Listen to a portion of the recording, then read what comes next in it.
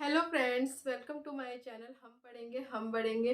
तो आज का हमारा टॉपिक है हिंदी का शब्द विचार। आज हम पढ़ेंगे शब्द विचार के बारे में। लेकिन उससे पहले मैं आपको एक बात बताना चाहती हूँ कि मैंने हिंदी की एक सीरीज स्टार्ट की है जो आप देख रहे हैं। अगर आप किसी भी एग्जाम की प्रिपरेशन कर रहे हैं तो आप मेरी इस सीरीज को फॉलो कर सकते हैं। और इससे भी पहले मैंने हिंदी के कई सारे टॉपिक पे वीडियोज बनाई है, आप जाके चेक कर सकते हैं। और एक सीरीज मैंने और स्टार्ट की है हिस्ट्री की, जिसमें मैं शॉर्ट्स बनाती हूँ। अगर आप चाहें तो वो भी देख सकते हैं और मुझे सपोर्ट कर सकते हैं, जिससे मैं वो सीरीज आगे तक कंटिन्यू रख सकूं। और अगर अभी तक आपने मेरे चैनल को सब्सक्राइब नहीं किया तो मेरे चैनल को सब्सक्राइब कर लीजिए। तो चलिए वीडियो स्टार्ट करते हैं। आज का हमारा टॉपिक है शब्द विचार। तो जो रचना के आधार पर शब्दों को 3 भागों में या 3 वर्गों में बांटा गया है। कौन कौन से हैं? रूढ़, यौगिक और योग रूढ़। आपका पहला क्वेश्चन तो यहीं से आ गया कि रचना के आधार पर शब्दों को कितने वर्गों में बांटा गया है। तो आप बता सकते हैं कि शब्द रचना के आधार पर शब्दों को 3 वर्गों में बांटा गया है। कौन कौन से? रूढ़, यौगिक और योग रूढ़। मैं इन तीनों की एक्सप्लेनेशन बताऊंगी पूरी विद एग्जाम्पल। तो स्टार्ट करते हैं। पहले हम पढ़ेंगे रूढ़ के बारे में। रूढ़ शब्द शाब्दिक अर्थ में कहा जाए तो जो शब्द परस्पर परंपरा से चले आ रहे हैं तथा जिन शब्दों को विभाजित नहीं किया जा सकता वे रूढ़ शब्द कहलाते हैं। अगर सरल भाषा में कहूँ तो वो शब्द जिन्हें आप विभाजित करेंगे और विभाजित करने पर किसी भी खंड का अपना कोई मतलब नहीं रहेगा, अर्थ नहीं रहेगा, जब तक आप उन्हें साथ में नहीं लाएंगे तो वो शब्द कहलाते हैं रूढ़ शब्द, जिन्हें आप विभाजित कर ही नहीं सकते। जैसे यहाँ पे एग्जाम्पल ले लेते हैं, पानी। ठीक है, ये रूढ़ शब्द है। क्यों विभाजित करेंगे? तो पा जमा नी। अब बताइए, पा का कोई अपना मतलब है? नहीं है।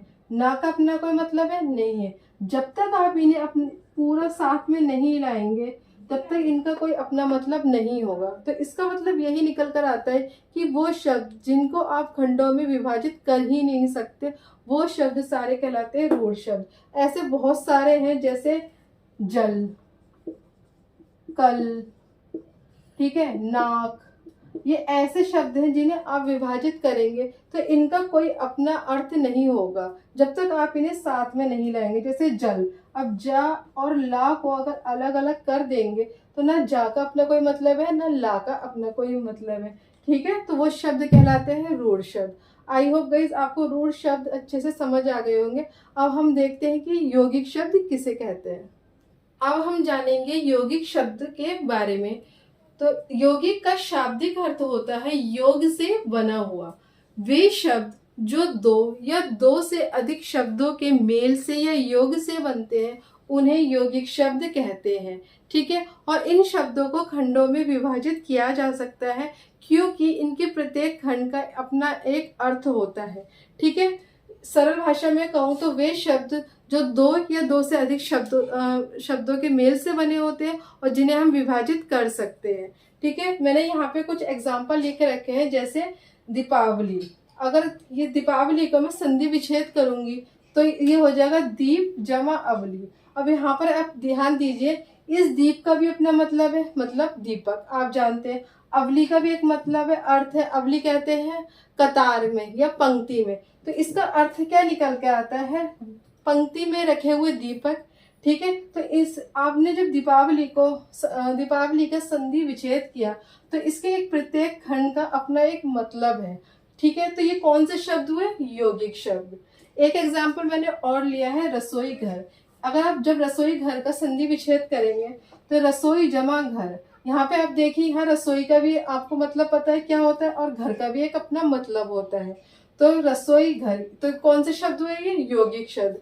वे शब्द जो दो या दो से अधिक शब्दों के मेल से बने होते हैं और इनको खंडों में विभाजित किया जा सकता है क्योंकि इनके प्रत्येक खंड का अपना अर्थ होता है। हम यहाँ पर इनको संधि विच्छेद कर सकते हैं। ठीक है, एक और मैंने लिया है एग्जाम्पल, प्रयोगशाला। जब आप इसको अलग करेंगे तो प्रयोग जमा शाला।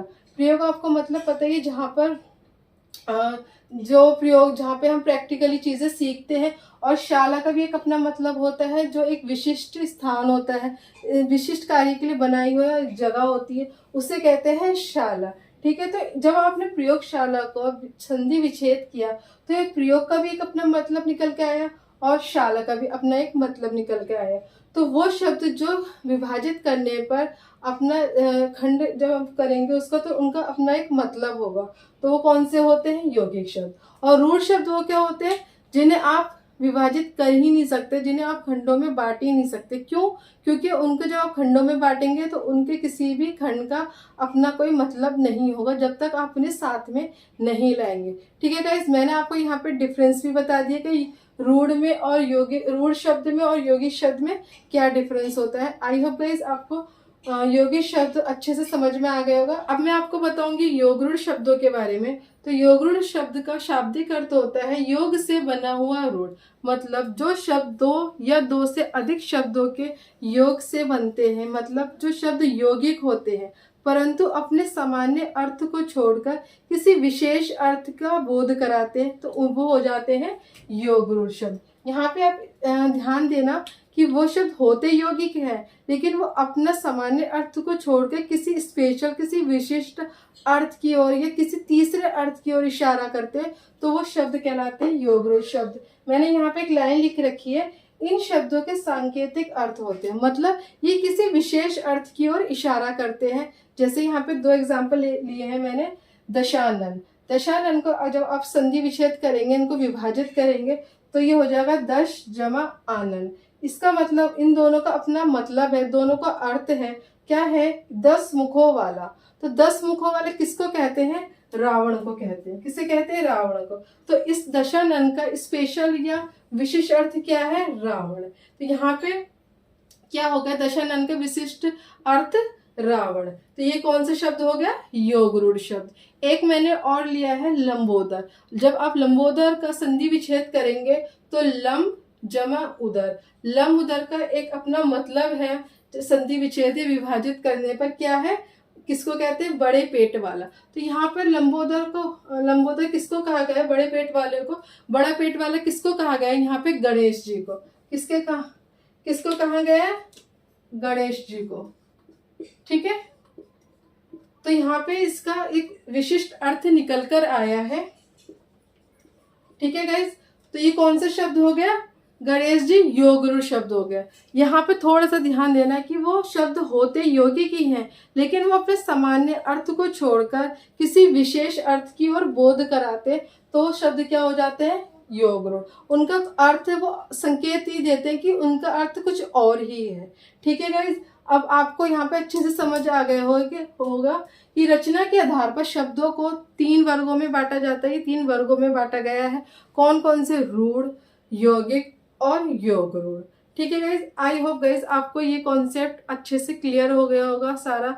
और अगर आपको अच्छे से क्लियर हो गया, समझ आ गया हो, तो प्लीज़ इस वीडियो को लाइक कर देना, शेयर कर देना और मेरे चैनल को सब्सक्राइब कर देना। मिलते हैं जब तक नेक्स्ट वीडियो में। Thanks for watching.